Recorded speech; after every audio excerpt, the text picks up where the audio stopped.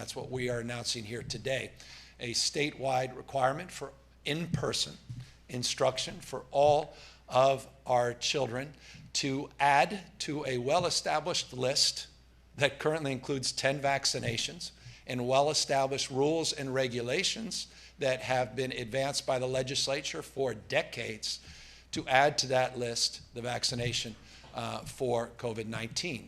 We intend to do that once the FDA has fully approved the vaccine, which will give us time to work with districts, give us time to work with parents and educators to build more trust and confidence and build out a logistics so that we can deliver on what we are promoting here today. And that promotion includes the following considerations. Once the FDA approves the vaccination in different cohorts, starting with 12 and above, grades 7 to 12, we will begin to apply that requirement in the next term, either January 1st or July 1st, whichever comes sooner.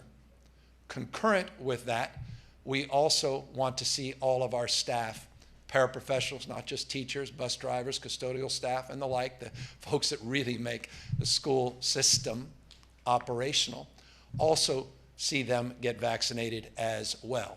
And we will model similarly an FDA approval and work in concert, not only to apply and implement in parallel with all of those in grades 7 and 12, but on the basis of the guidelines and the regulations that will be forthcoming from the Biden administration as it relates to all employees, we will consider moving that forward. But in the absence of that directive, we will be requiring staff K through 12 to be vaccinated in that first phase of a two-phase application of this new directive. The second phase of that application is everybody K to 6.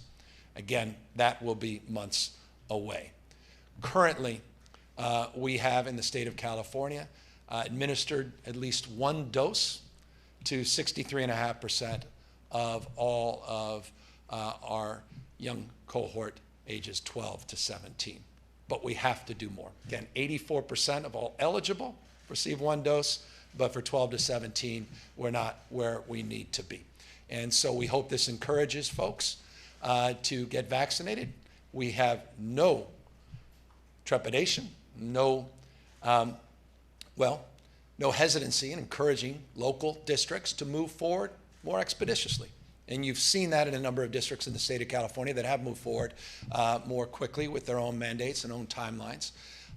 And we expect, on the basis of other similar requirements, that you'll start to see an uptick in people getting vaccinated well before those dates that are established. You've seen that with healthcare worker mandates. You've seen that with state staff mandates. And I'll just highlight, there was an analysis in the New York Times yesterday about California's healthcare mandate working as it was intended. Now north of 90% in some regions of the state, it's closer to 95, 96% of all healthcare workers got that vaccination before the stated requirement went into effect midnight last night. As it relates to the current vaccination requirements, I'll remind people the ones we announced a few months ago, they go into effect on the 15th of this month as it relates to mandates for either being vaccinated and or getting consistently tested. So we're building on that. We're leaning forward.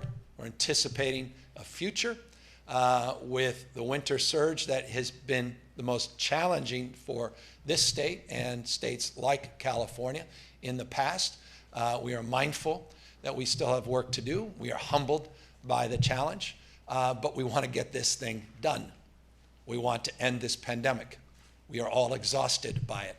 And the purpose of this is to continue to lead in that space. I believe we will be the first state in America to move forward with this mandate and requirement, but I do not believe by any stretch of the imagination we'll be the last state. In fact, I anticipate other states to follow suit as well.